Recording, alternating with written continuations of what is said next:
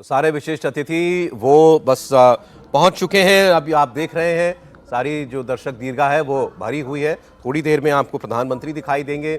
सबसे पहले वो नेशनल वॉर मेमोरियल जाएंगे। और अभी हम मेहमानों से बात कर रहे थे तो ये सिलसिला अनवरत चला आ रहा है जब से भारत गणतंत्र बना है, इस परेड का सिलसिला। और ये कोविड के समय में भी ये परेड आपको याद है कि चलती रही हर साल वर्ष 2021 हो 22 हो तो भी ये परेड जो है हमेशा हुई प्रोटोकॉल्स का पालन करते हुए।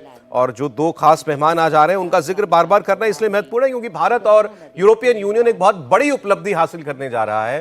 कल जो है इसकी घोषणा औपचारिक तौर पर की जा सकती है कि ये ट्रेड वार्ता जो है फ्री ट्रेड एग्रीमेंट उसकी वार्ताएं पूरी हो जाएंगी। President of the European council Antonio Costa और president of European commission Ursula von der Leyen, ये दो मुख्य अतिथि इस बार के 26 जनवरी की परेड के हैं। और आप देख रहे हैं इस वक्त चमचमाता हुआ कर्तव्य पथ सामने आपको इंडिया गेट वो नजर आ रहा है।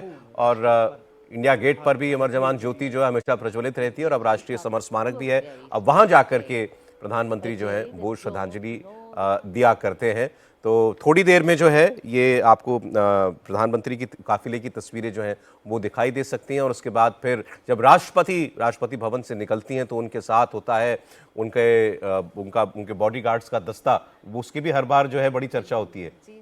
और ये बॉडीगार्ड का जो दस्ता है सौरभ जी, ये बहुत 250 साल जो है इसका इतिहास पुराना है।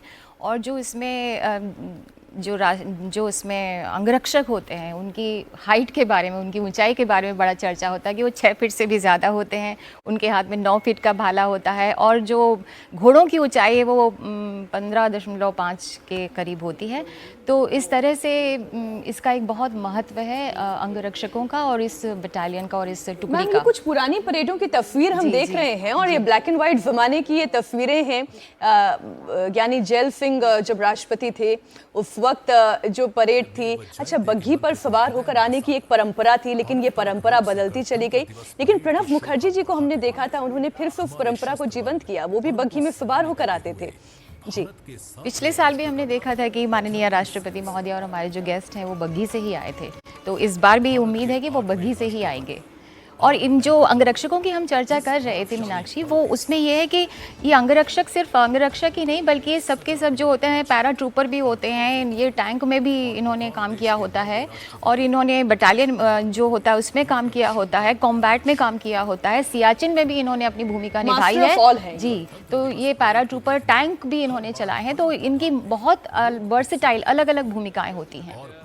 ये तस्वीरें वाकई बड़ी खास हैं। देखिए आप अलग अलग वक्त में अलग अलग काल में राष्ट्रपतियों ने कैसे जो है 26 जनवरी की परेड की सलामी ली है। सर, आपने तो बहुतों को अपनी आंखों से देखा होगा। जी बिल्कुल, बहुतों को देखा है। और अभी जब आपने बग्घी की बात की थी, पिछले 3-4 साल से फिर से बग्घी में अब राष्ट्रपति महोदय पधारते हैं और बीच में कुछ समय के लिए इसे बंद कर दिया गया था। और आज भी एक ये ऑप्शन था, किसी वजह से अगर मौसम ख़राब हो, जैसे हमने देखा था फुल ड्रेस रिहर्सल में बारिश बहुत हो गई थी, तो कार या बग्घी किस में आएंगे। अगर ऐसे में बारिश हो जाती है तो फिर कार में राष्ट्रपति महोदय और हमारे जो विशिष्ट अतिथि हैं वो यहाँ पधारते। तो ये भी एक इतिहास पुराना है। और बग्घी की लेकिन बड़ी खासियतें हैं। सोने की परत चढ़ी हुई ये बग्घी है। ये बग्घी इतनी इम्पोर्टेंट क्यों है? एक तो आपने कहा, और इस पर इसका ऐतिहासिक महत्व है जी। और जब शुरू से ही ये परेड का एक हिस्सा बनी तो उसके बाद आप ये कह सकते हैं कि लोगों को ये उम्मीद रहती थी कि अब राष्ट्रपति महोदय आएंगे और बग्घी में होंगे। जब हम छोटे थे हम देखने जाते थे और बाकायदा जब हम इसको राजपथ कहते थे वहाँ पहुँच जाते थे और राष्ट्रपति सबको हाथ हिलाकर उनका अभिवादन स्वीकार कर रहे होते थे। तो वो समय भी हमने देखा है। और कमेंट्री जब हमने करना शुरू किया तो उसके बाद धीरे धीरे बहुत बदलाव देखे। एक और बदलाव प्रदीप जी, पहले जो बच्चे आते थे वो हाथी पे चढ़कर आते थे गजराज पर, और फिर इसके बाद उनको जीप में लाना शुरू कर दिया क्योंकि गजराज चल रहे हैं कर्तव्य पथ पर उस वक्त तो राजपथ। आपने बिल्कुल ठीक है। ये तो अब हम लोग मजाक में भी कहते हैं किसी को कि भाई बहुत बहादुरी का काम किया, 26 जनवरी पर हाथी पर बैठेगा ये। तो ये पहले होता था। असल में एक बार ऐसा हुआ था कि हाथी एक वो अड़ गया था वहाँ। अच्छा।